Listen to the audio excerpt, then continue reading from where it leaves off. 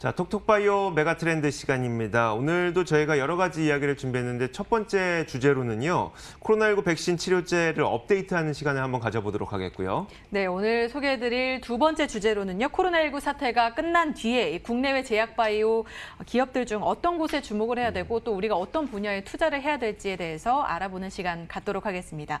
오늘 함께 이야기 나눌 분들 소개를 해드리겠습니다. 이 제약바이오 화학산업에 특화된 케미칼 에너지 투자자문의 차홍선 대표, 강혜경 제약시장 고문, 조성희 기술고문님과 함께하겠습니다. 안녕하세요. 예, 어서 오세요. 안녕하십니까? 네. 차홍선 대표님, 일단 그 코로나19 백신이 어느 정도 그 개발이 되고 있는지 업데이트하는 시간을 먼저 가져보도록 할 텐데, 기본적으로 그 코로나19 치료제와 백신이 개발되면 코로나19 종식시킬 거다, 이런 의견은 변함이 없으신 거죠? 예, 지금 현재 변함이 없습니다.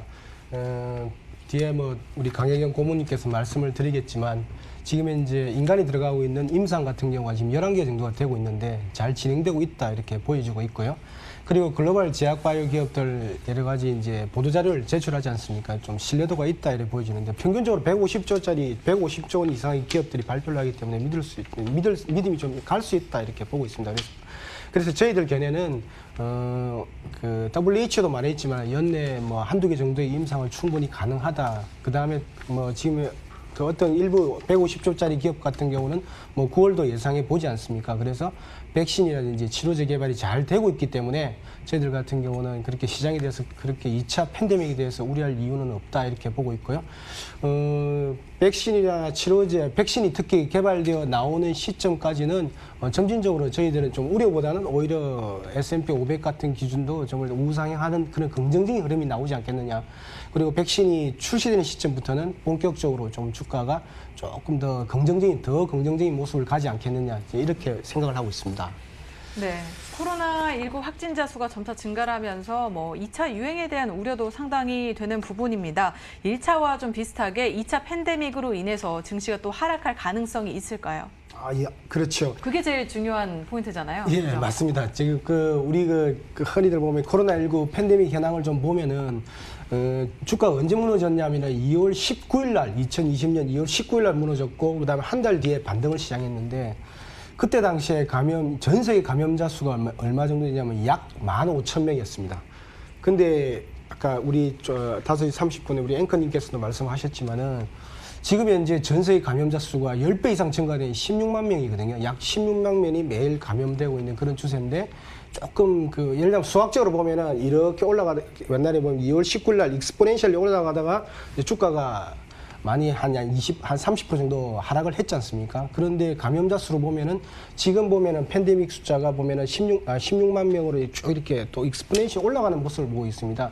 그 특별한 이유는 지금 보면은 우리는 북반구는 여름에 들어가는데 지금 이제 남반구 같은 경우는 지금 이제 겨울로 진입하는 초기지 않습니까? 그래서 브라질 같은 경우가 감염자 수가 증가하고 있다 이렇게 보고 있기 때문에 실질적으로 보면은 감염자 수로만 기준으로 보면은 익스포넨셜이 약간 증가하는 모습을 보이기 때문에 주가가 무너질 수도 있겠다. 전 세계 주가가 그렇게 우려를 할 수 있는데 저희들 같은 경우는 두 가지 가능을 해보고 있습니다. 왜 그럴 가능성이 좀 낮다고 보느냐 하면 두 가지를 큰 방비를 하고 있는 게 미국 기준으로 보면 정책금리가 0% 수준으로 빠른 속도로 내려와 있지 않습니까?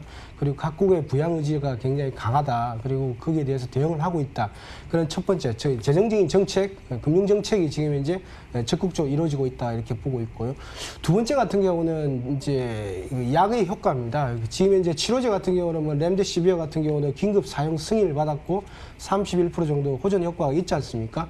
그리고 지금 현재 그때와 이제 2월 19일과는 다르게 지금 현재 뭡니까? 그러니까 지금 현재는 백신 개발이 11개에서 박차를 가하고 있다. 그래서 WH도 연내 2개 이상을 한두 개 이상 정도는 말을 하고 있지만 그래서 두 가지 이유. 첫째가 각국 정부가 재정 부양 정책을 적극적으로 실시하고 있다. 두 번째는 약 개발이 잘 진척되고 있다. 그래서 제가 볼 때는 2차 팬데믹에 대한 우려는 조금 너무 지나치지 않느냐 이렇게 보고 있습니다. 알겠습니다.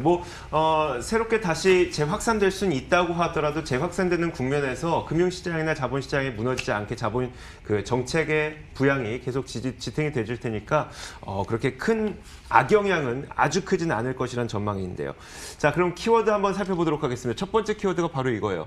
과연 코로나19 백신이 그럼 겨울 전에 개발이 될 수 있냐 이건데 저희가 이 시간 통해서 자꾸 이 얘기를 했었던 게 가을에 백신이 나오냐 아니면 내년 초에 백신이 나오냐 이거에 따라서 시장 환경 완전 달라질 수 있다는 이야기였었거든요. 가을에 나올 수 있을 가능성은 어떻게 될까요? 예. 일단 그 예정대로 전 세계에서 이제 백신은 예정대로 이제 진행이 되고 있는데요. 최근에 그 WHO에서 발표한 거에 의하면 전 세계에서 약 139개의 그 백신이 개발 중에 있습니다. 그 전임상으로는 128개 임상이 진행되고 있고요. 그리고 그 임상으로는 11개 임상이 진행되고 있습니다. 다시 좀 쉽게 얘기를 해보면 동물 실험으로 해서는 128개 임상이 진행되고 있는 거고요. 그리고 인체 대상으로 한 임상이 11개가 진행되고 있는 겁니다.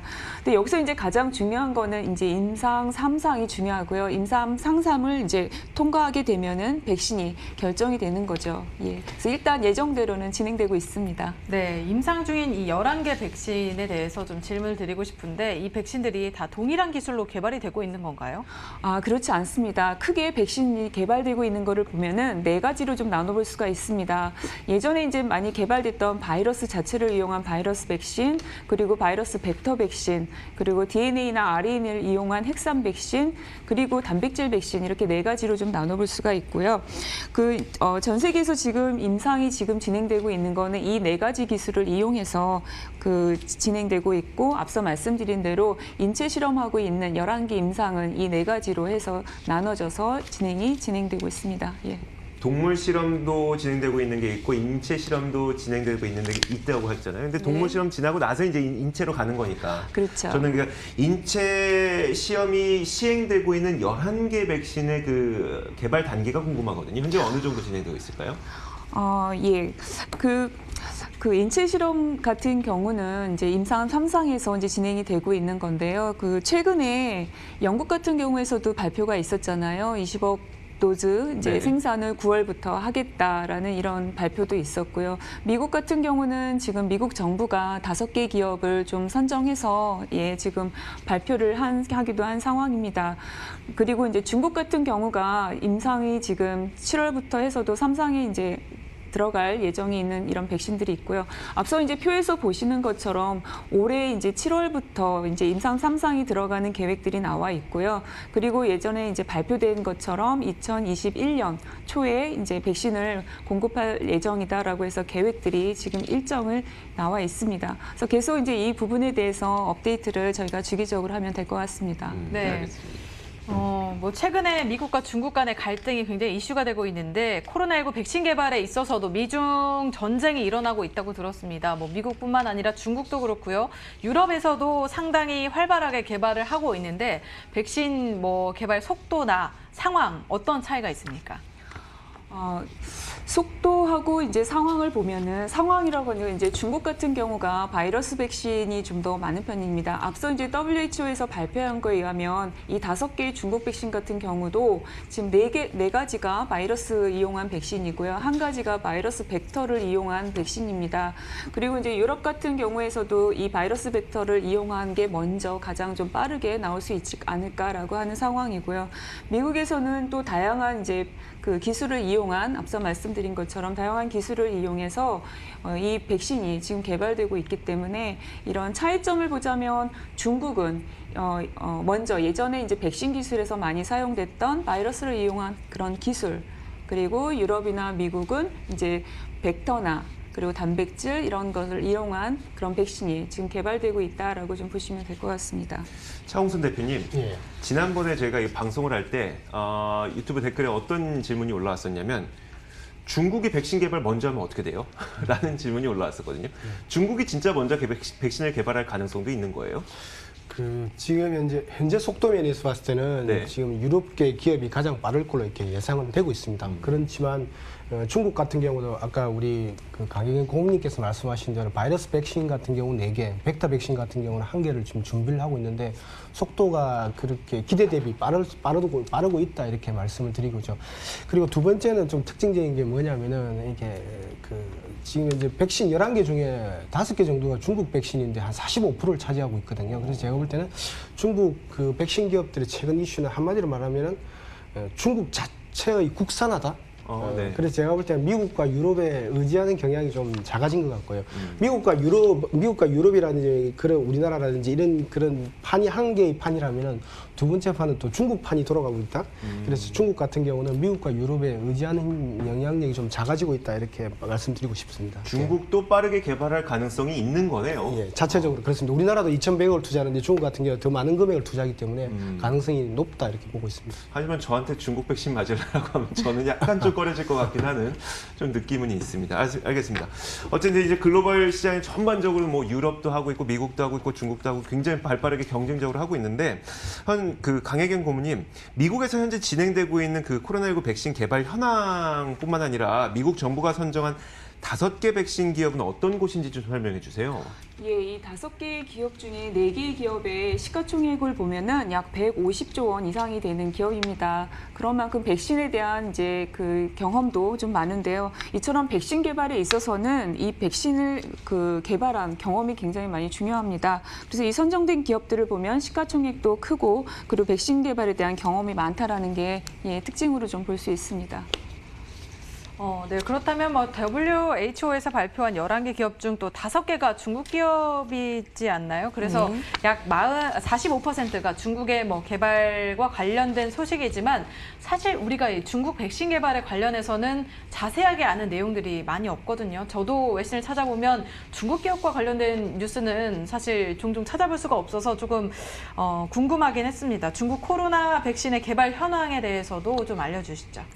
네, 이제 앞서 말씀드린 것처럼 백신 개발에 있어서는 크게 4가지로 나눌 수 있다라고 말씀을 드렸고요. 중국 백신 같은 경우는 바이러스를 이용한 백신이 4가지로 가장 많고, 그다음에 이제 바이러스 벡터를 이용한 백신이 있는데요. 최근에 이제 중국에서 바이러스 벡터 백신을 이용한 임상 1상의 결과 발표가 있었습니다. 그래서 임상 참여자 108명 중에서 50에서 75%에서 중화항체가 형성되었고요. 저용량과 중간 용량의 임상 2상이 진행 중에 있습니다. 그리고 이제 바이러스 백신의 경우에는 바이러스의 화학약품을 처리해서 이 인체 내에서 감염 능력을 없앤 그런 백신인데요.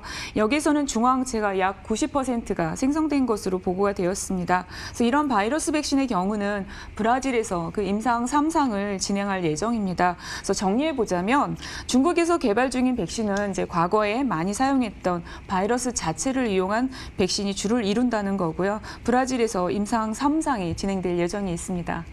네, 잘 들었습니다. 그렇다면 차 대표님, 이 중국에서 백신을 개발한다고 하더라도 아까 말씀해 주신 것처럼 조금은 우리가 백신이 조금 신뢰를 할 수 있을까 좀 우려스러운 부분들이 있지 않습니까? 그래서 투자를 할 때도 조금 주의를 해야 될 것 같은데요. 어떻게 우리가 좀 주의할 점이 있지 않을까요? 예, 그 중국 백신 투자할 때 2가지 포인트에 대해서 말씀드리면 중국 백신은 좋은 점하고 예를 들면 유의할 점 이렇게 나눠서 말씀드릴게요. 좋은 점은 뭐냐면 우리나라도 그렇고 중국도 그렇고 동일한데요. 미국, 유럽에서 백신을 만들지만은 자국 백신에 대한 수요가 굉장히 강합니다. 왜냐하면은 감염병이잖아요. 긴급하잖아요. 그럼 국가가 컨트롤 통제를 하고 싶어 하는 거예요. 그럼 치료제와 백신은 국산화라는 말이 자주 나오죠. 그래서 중국 자체의 백신 국산화.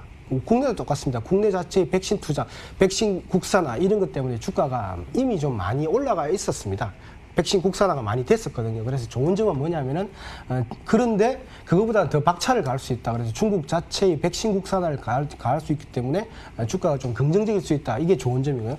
두 번째는 우리 앵커님께서도 말씀하셨지만은 이게 바이러스 백신 자체가 뭐냐면 많이 하고 있는 바이러스 자체적 백신은 뭡니까? 그 바이러스 자체를 사독화, 약독화해서 넣다 보니까 거기에 대한 저항성이 있을 수 있습니다. 바이러스가 내 몸에 들어오는구나. 이런 저항성이 있을 수 있고요. 두 번째는 밸류에이션입니다. 아까도 말씀드렸지만은 그러니까 투자를 하실 때는 미국계, 유럽계 백신 기업과 중국계 백신 기업을 비교, 상대 비교를 좀 하실 필요가 있을 것 같아요. 예를 들면 미국과 유럽계 기업 같은 경우는 백신을 개발한다고 해도 매출액 대비 한 3배 정도의 평가를 받고 있는데 과연 중국은 얼마나 될까? 그리고 아무리 속도면을 강조하더라도 그런 밸류에이션 면은 좀 볼 필요가 있다 이렇게 보고 있습니다. 알겠습니다. 강혜경 고문님, 요즘 그 WHO에서는 글로벌 그 백신 개발 상황에 대해서 어떤 평가를 내리고 있어요? 예, 앞서 이제 140개에 대해서도 말씀을 드렸지만 WHO에서는 최근에 이제 올해 안에 1개에서 2개 백신은 만들어질 수 있을 것 같다라고 해서 이런 발표들이 언론을 통해서 보고가 되고 있습니다. 뭐 그간 트럼프 대통령이 또 많이 사용을 했다, 자기 자신이 뭐 스스로 뭐 복용을 했다라고 해서 굉장히 잘 알려진 클로로킨에 대한 사용도 미국 FDA에서 이제 2번이나 취소를 했죠. 처음에 이제 취소를 했다가 다시 재차 승인을 해서 시험에 들어갔다가 이제 최근에 다시 또 취소를 했는데요. 여기에 대해서 조금 자세히 설명을 좀 해주시죠. 예, 맞습니다. 최근에 이제 클로로킨의 FDA 이제 긴급 사용 승인이 취소가 있었는데요. 의약품을 승인을 할 때는 의약품을 이제 처방을 하는 데 있어서 위험성보다 유익성이 더 높다라고 할 때 이제 의약품을 승인을 하게 되는데요. 그동안 코로나19와 관련해서 이제 의약품에 대한 사용 경험, 그래서 임상 사례들이 많이 쌓이면서 약에 대한 재검토가 들어가게 되고요. 거기에 따라서 클로로퀸에 대해서는 이렇게 이제 결정이 내려졌다라고 생각을 하고 있습니다. 예. 클로로킨은 이제 좀 그냥 지나갔다 생각하면 될 것 같네요. 이제 이건 그냥 끝이다. 좀 생각하면 될 것 같고. 최근에 그 코로나19 치료제로 덱사메타손이라고 하는 스테로이드 계열 약물이 또 주목을 받고 있습니다. 사실 저도 어제 갑자기 눈이 아파서 결막염 같은 것 때문에 스테로이드 딱 넣으니까 30분 만에 낫거든요. 뭐 스테로이드는 만병통치약 같긴 한데 어쨌든 그 덱사메타손이 굉장히 핫 이슈가 되고 있는데 어떤 약인가요, 이게? 덱사메타손은 그 앵커님 말씀하신 대로 스테로이드제가 맞고요. 그리고 중증 코로나19 환자의 치사율을 감소시켜준다라는 발표로 해서 최근에 좀 이슈가 됐었습니다. 이 덱사메타손은 1950년대에 개발된 의약품이고요. 여러 가지 제형도 있지만 정제의 경우에는 이제 국내 기업, 관련된 기업을 보면 4개 정도의 기업이 나오고 있습니다. 그리고 덱사메타손은 스테로이드 제제로 이제 주로 염증을 치료해주는 의약품이고요. 우리나라 중앙방역대책본부에서는 면역 기능을 떨어뜨릴 수 있어서 보조치료제로 지금 평가를 하고 있습니다. 네, 그렇다면 이번에는 조성기 고문님께 좀 질문을 드리겠습니다. 다시 중국으로 돌아가서요. 중국의 코로나19 백신 개발의 경우에는 중화항체가 많이 생긴다라는 이야기를 들었거든요. 그런데 이 중화항체가 뭔지 좀 이해를 해야 될 것 같습니다. 이 중화항체가 뭔가요? 네네. 그 중화항체는 병원체를 중화시킨다. 그런 의미에서 이제 붙여진 이름이고요. 처음 시작된 거는 이제 어떤 독소가 들어왔을 때 중화시킨다 이런 의미에서 중화항체라고 이름을 붙였고요. 결국 이제 바이러스인 경우에도 그 침입한 바이러스의 항체가 결합해가지고 바이러스를 무력화시킬 수 있느냐 그걸 보는 것이 이제 중화항체고요. 좀 더 구체적으로 말씀드리면 코로나19의 경우에는 그 표면에 스파이크 단백질로 해서 이제 침입을 하는데 그 스파이크 단백질에 항체가 붙어서 결국은 숙주세포로 침입을 못하게 하는 것이 중화항체입니다. 예. 고문님 그 WHO에서 강혜정 고문이 말씀하셨던 것처럼 올해 안에 한 2개 정도의 이 코로나 백신 생산이 가능할 것이다 이렇게 WHO에서 이야기를 했잖아요. 기술적으로 봤을 때도 그럼 이게 가능한 건가요? 예, 충분히 가능하다고 봅니다. 왜냐하면은 그 바이러스 벡터인 경우에는 사실은 따지고 보면 DNA 2개를 붙이는 거거든요. 첫 번째는 이제 벡터로 사용할 DNA 조각에다가 그다음에 내가 주고자 하는 DNA, 결국 이제 스파이크 단백질을 만들어낼 수 있는 DNA를 붙여서 주게 되는데 이 붙이는 기술은 이제 유전자 재조합 기술이라고 하는데 그것은 뭐 오래전부터 여러 사람들이 산업계에서 많이 써왔기 때문에 충분한 기술이고요.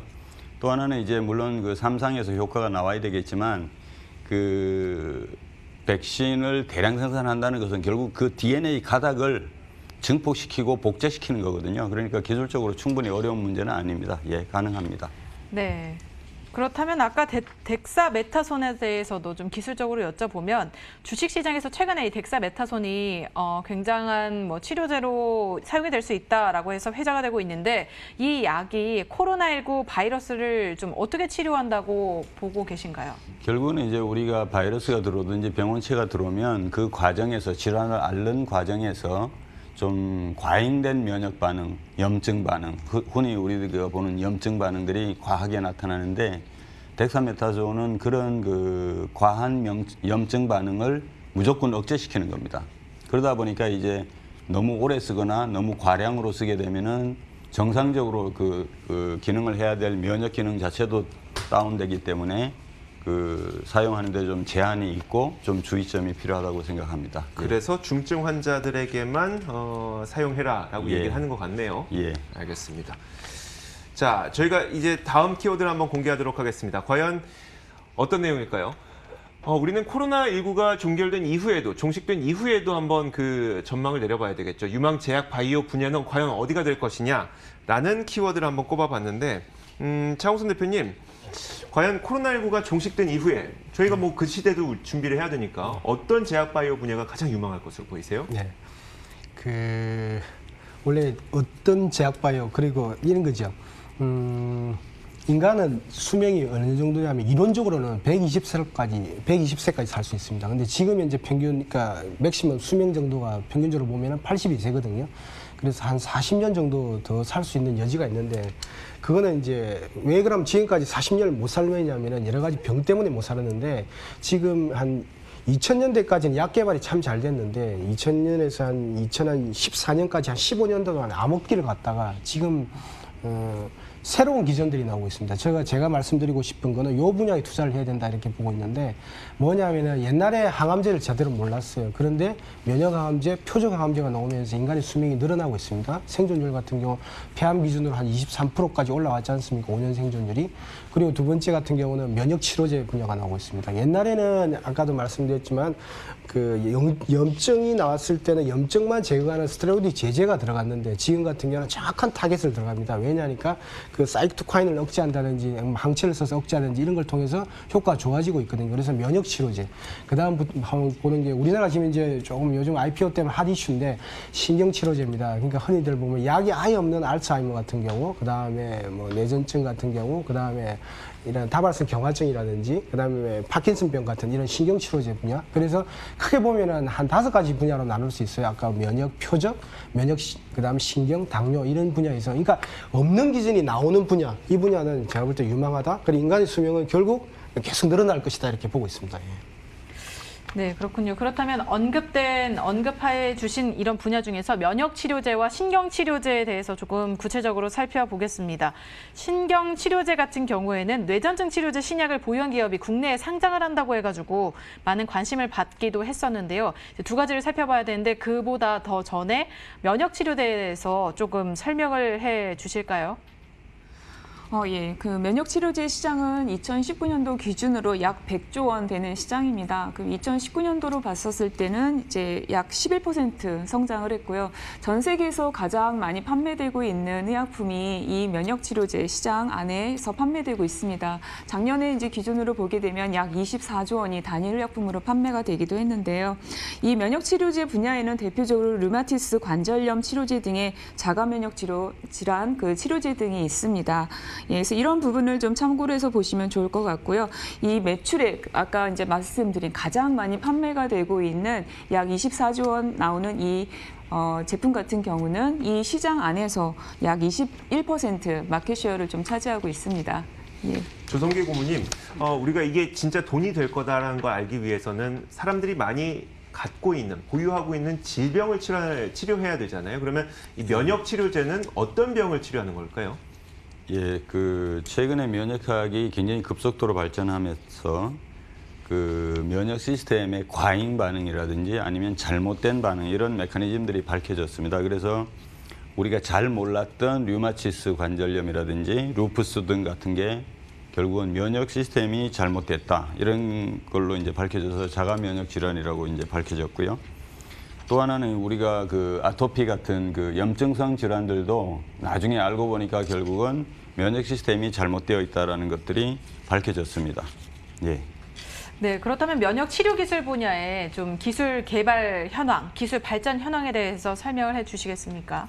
결국은 이제 우리가 면역 반응에서 어떤 문제가 생기는지, 또 그런 것들이 어떤 시스템으로 돌아가는지, 구체적으로 말씀드리면 이제 사이토카인이라고 우리가 흔히들 얘기하는 그런 물질들이 신호를 서로 주고받고 하는데, 그 이하에 또 어떤 그 세포 내 분자들이 그 신호 전달에 관여하는지, 이런 것들이 아주 체계적으로 최근에 아주 많이 밝혀지고 있습니다.